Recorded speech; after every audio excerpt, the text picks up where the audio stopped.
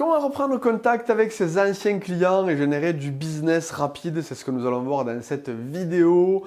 Avant, si ça n'est pas déjà fait, cliquez ci-dessous pour vous abonner et sur la petite cloche pour être notifié à chaque nouvelle vidéo publiée.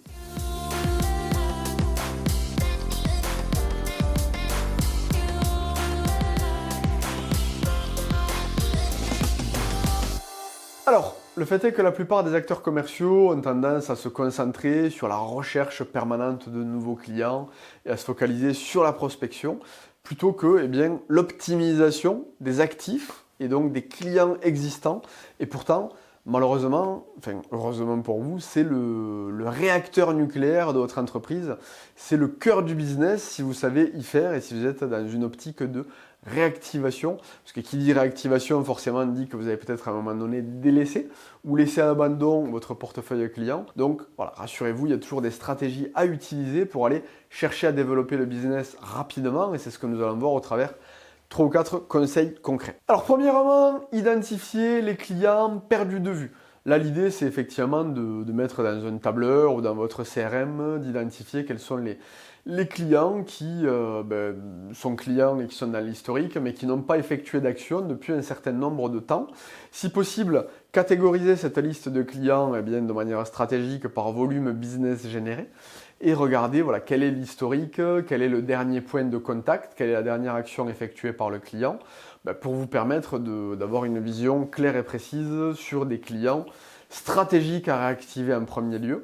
Avant de chercher à réactiver l'ensemble de la base de données, ça peut être bien de fixer un plan d'action commercial ciblé et stratégique. Donc là, dans la loi de Pareto et dans la règle des 20-80, ça peut être bien d'identifier des clients qui sont 20-80, donc les 20% de clients qui génèrent 80% du business et qui peut-être par la zone de confort, la routine commerciale ont été un petit peu laissés de côté avec le temps.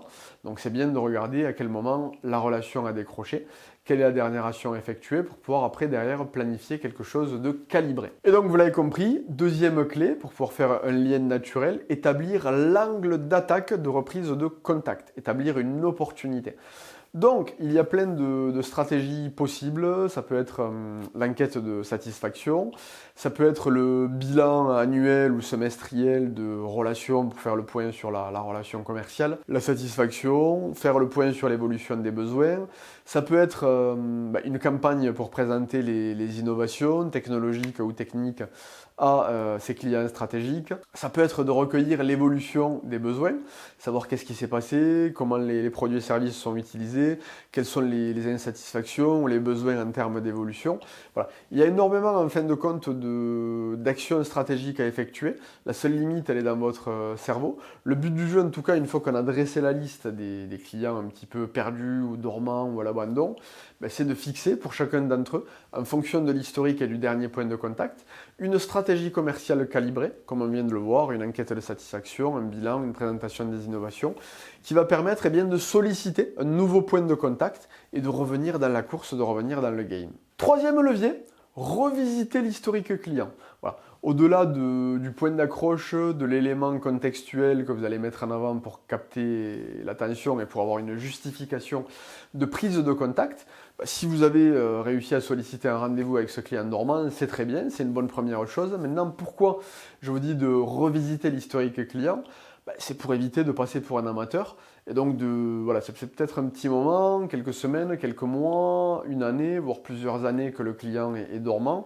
Plein de choses ont pu évoluer, c'est un fait, mais peut-être des choses sont encore valables. Et donc, plutôt que de faire répéter le client qui a potentiellement une meilleure mémoire que vous, mieux vaut revisiter l'historique pour avoir un premier niveau d'information, c'est-à-dire ce que je sais sur mon prospect, et après derrière à chercher à le valider, vérifier si c'est toujours d'actualité, plutôt que de lui reposer des questions que vous lui avez déjà posées et sur lesquelles il se rappelle vous avoir communiqué les éléments, donc ce qui aurait pour obligé de vous faire passer pour un amateur, pour une commerciale lambda, pour une entreprise qui ne se soucie pas des clients et qui cherche à faire du business. Donc si vous voulez, entre guillemets, minimiser la force de résistance à la décision, et faire en sorte que votre client vous considère comme un partenaire, comme un conseiller de confiance, c'est bien de lui montrer que vous n'êtes pas dans une campagne de réactivation générique, comme une campagne de prospection générique, mais que vous savez, vous connaissez son historique, vous en savez suffisamment sur lui, vous cherchez juste à savoir où est-ce qu'il en est à date, quels sont ses points de satisfaction, d'insatisfaction,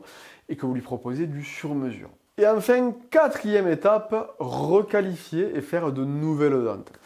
Effectivement, les choses ont probablement évolué depuis vos derniers points de contact. Il s'est passé peut-être du turnover, des changements de poste stratégique, de l'évolution des besoins, des choses qui étaient d'actualité qui ne le sont plus, des directions stratégiques qui ont changé, qui ont été révisées.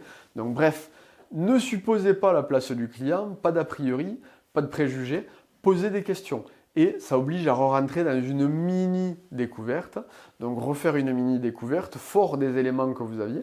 Ce que je sais sur mon client, vous allez déterminer ce que je cherche à obtenir, lister des points que vous souhaitez vérifier ou que vous souhaitez approfondir, et lister des questions calibrées.